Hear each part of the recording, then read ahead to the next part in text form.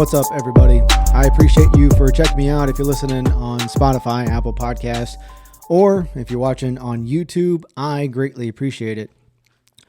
I like talking about social issues, things that we deal with or see in the news. I'm intrigued with how people act about things, especially in the corporate world. I work in a corporate setting, and one area that intrigues me the most is the diversity and inclusion training programs and networks that go on. Because obviously, as a minority, I really do believe in diversity and inclusion and including everyone's thoughts to achieve great outcomes, right? Having more people that are of different ethnic groups involved in a project or work activity, I think is for the better. Having different perspectives, especially from people from different backgrounds and things like that. That I believe in all of that. But I also think that sometimes these diversity and inclusion training programs, I think they go too far. I think sometimes companies push the agenda so much and the smoke gets so thick, and we forget that diversity and inclusion is supposed to mean everyone. And I know companies in positions, and I have friends that have sat on interview teams, and they've been instructed that they can only hire someone that's part of a minority background, even if they don't have the right qualifications for the job. If they're comparing two individuals, one happens to be white that might be better qualified, and the other one is of a minority person, Hispanic or African American or Asian descent, that person who's a minority will more than likely get positions just because of that they are a person of color. And I don't believe that that's the right thing to do. I don't think that we should just push this and exclude someone because they're white. I know it's not a very popular opinion, but if teams or companies or friends are pushing or persuading other people to think this way and be inclusive and diverse according to what their definition is, and that definition happens to exclude a person because he or she is white, I don't think that's really inclusion and diversity. I think they're perpetuating a belief just for the sake to say that they are being inclusive and diverse. I think that's it. And so I enjoy talking about this, and I enjoy speaking with people, and I like reading articles about it. And one article that I saw was from the Washington Free Beacon, which I'm pretty sure that this organization is a right-winged organization. But the title intrigued me, and it said, it's titled, "What the Feds Are Teaching in Diversity Training." And the subheadline is, "Men can get pregnant. Don't you dare ask for data," and other lessons from diversity training across the federal government. Asking an Asian person for math help is a microaggression. Reverse racism does not exist, and men can get pregnant.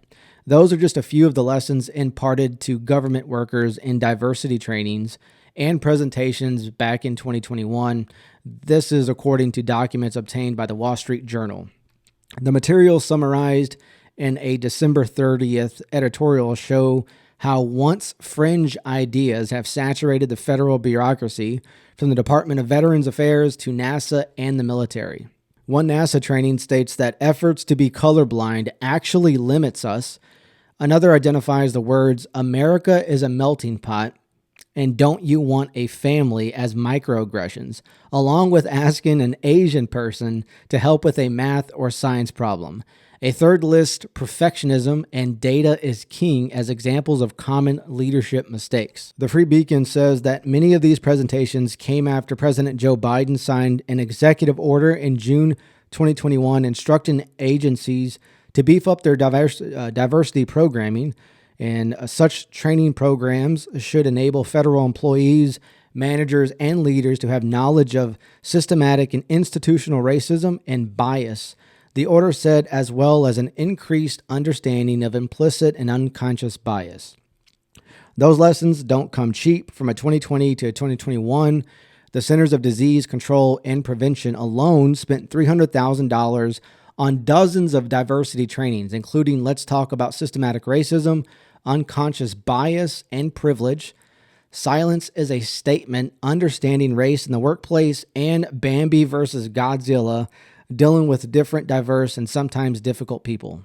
I know the federal government's not the only institution or place that's doing these diversity and inclusion trainings.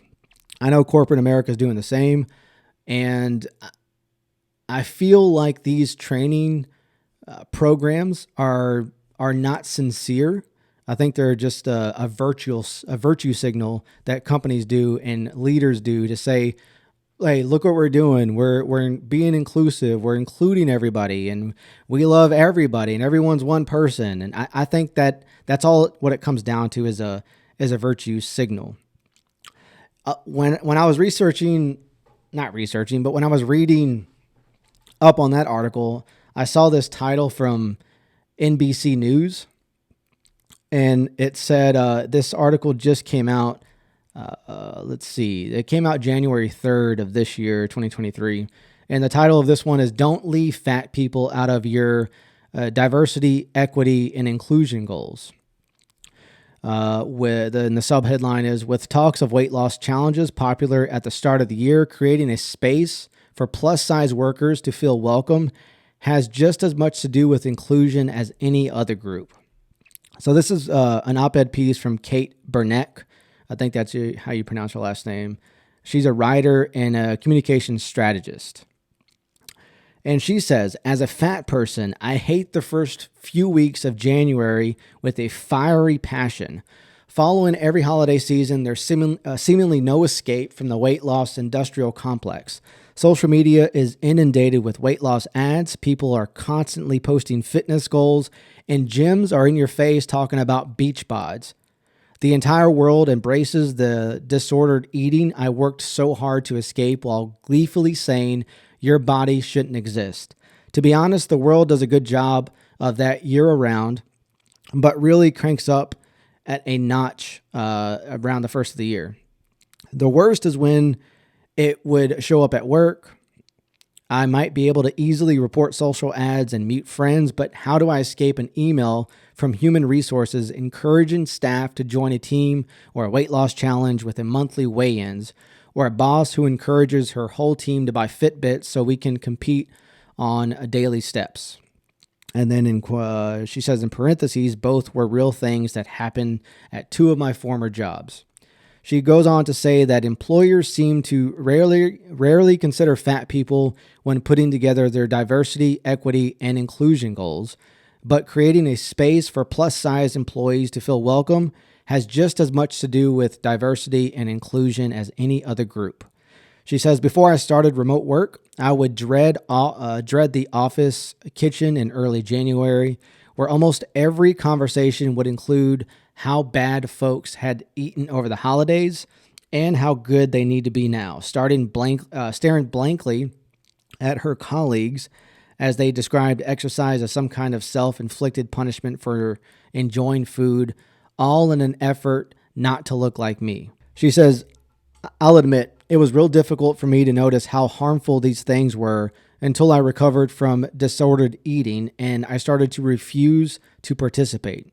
Speaking up about how fat-phobic and ableist these kinds of wellness programs or incentives are toward people with larger bodies, disabilities, and experience with eating disorders would often be met with an eye roll or a lecture about how my employer is only encouraging healthy behaviors. Politely asking coworkers not to discuss restrictive eating with me usually led to awkward silences and not a lot of future conversations. She says these kinds of programs and incentives value weight loss as healthy above all else, completely disregarding the complex factors that go into measuring one's health. They also ignore the findings of studies that suggest that anti-fat bias and weight stigma contribute to worse health outcomes than a high body mass index. In fact, weight loss discrimination, which is still entirely legal in 49 states, leads to poor outcomes for fat folks at work, including harmful biases in the hiring process and less pay. Kate ends the article with, "The size of my body has nothing to do with my work. I recognize this sometimes may not be true for certain professions. One of many fine reasons I'm not a jockey or a cave diver, but for the vast majority of us, the workplace should be a body-neutral space. My value as an employee lies solely in my experience, skills, contributions to the mission of our work, and that cannot be measured by scale." I think Kate is an extremely privileged person who is using her weight as an excuse just to vent about her weight, if that makes any sense at all. I think this is nonsense. Bashing people because you feel uncomfortable about them wanting to make healthy choices. It's obvious that Kate feels insecure in her own skin, so she wants everybody else to, I guess, kind of pay a price and be conscious of what they say so that no one hurts Kate's feelings about her not being able to control her weight. That's what it seems like to me. And of course, if someone is truly being mean to people because of their weight, then that person's a piece of shit. I can't believe this article was published in NBC News. I think Kate is a privileged person. I think she's insecure in her own skin. So she wants everyone to tippy-toe around her. That way she doesn't feel embarrassed or ashamed for choices that she's making in her life. I don't think that companies promoting a healthy lifestyle is fat-phobic. I don't think they just want their employees to be healthy so they can come to work and reach their company goals. And it's all about the bottom line. That's what the company cares about. The company wants to make as much money as possible, and they know that if they are going to achieve that goal, then they need to have healthy employees. People that think like Kate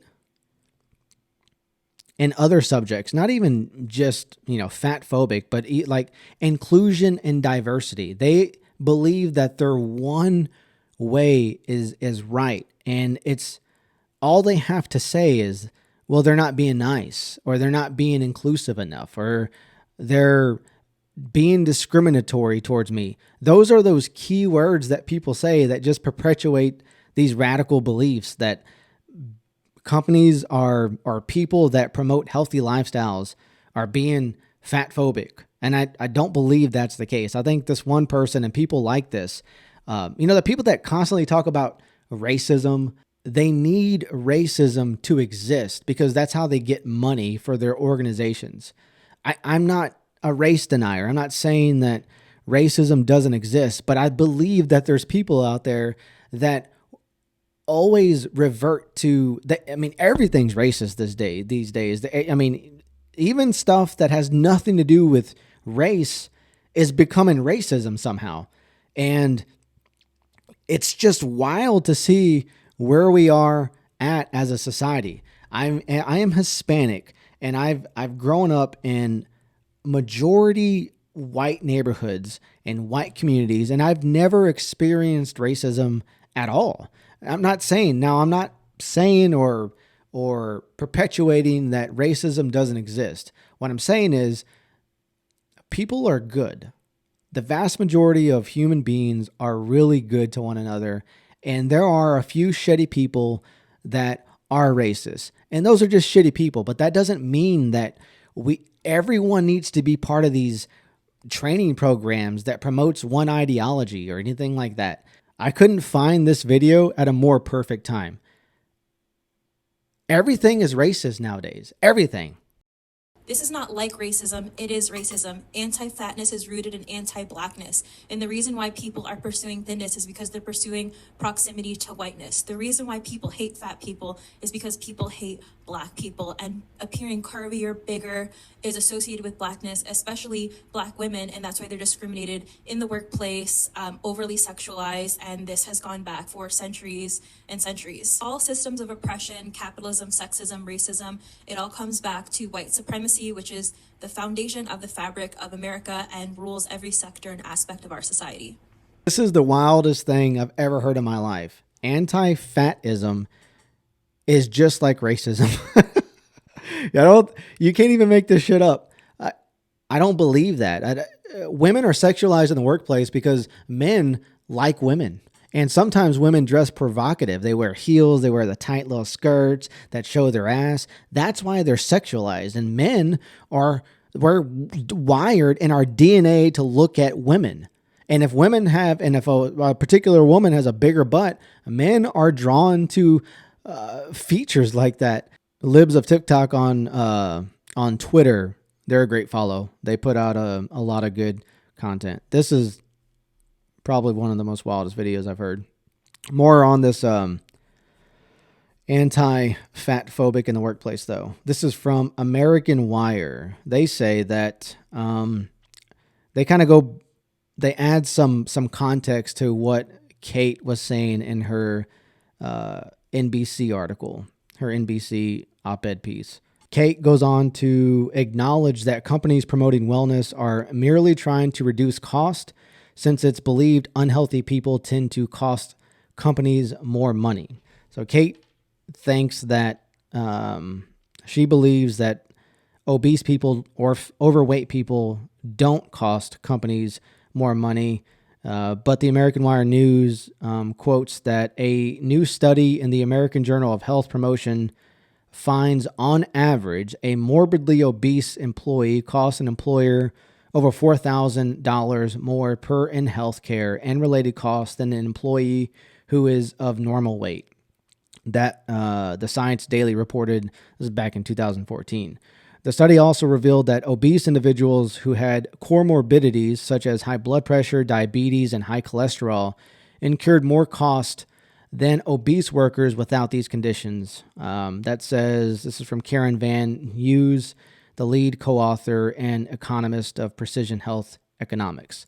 Kind of looks like they're specifically talking about morbidly obese people here, which is, I don't know what the difference is between, quote unquote, someone who's fat and morbidly obese. Regardless, being fat is not healthy. And even though Kate here is saying that she's quoting studies that BMI measurements of health don't matter, and they incorrectly labels millions of Americans as fat or unhealthy, which I agree. Like, BMI is probably not the best measure for measuring someone's health, but it's a pretty good indicator.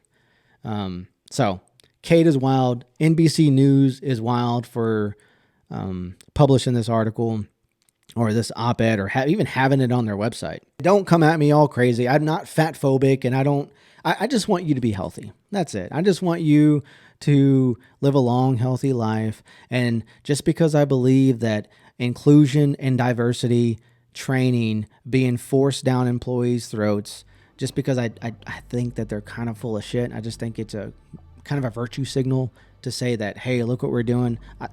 I don't really believe in them. I think we should just be good people. That's it. You don't have to force an ideology. Anyway, I'm out. Hope you enjoyed this one. Be sure to subscribe, like the channel, and let me know. Send me news articles too, or studies that you think that need to be talked about. I really enjoy reading new studies, new scientific journals, stuff like that. Send them my way. Follow me on Instagram, Our Society Podcast with John Alba. Love you. Bye.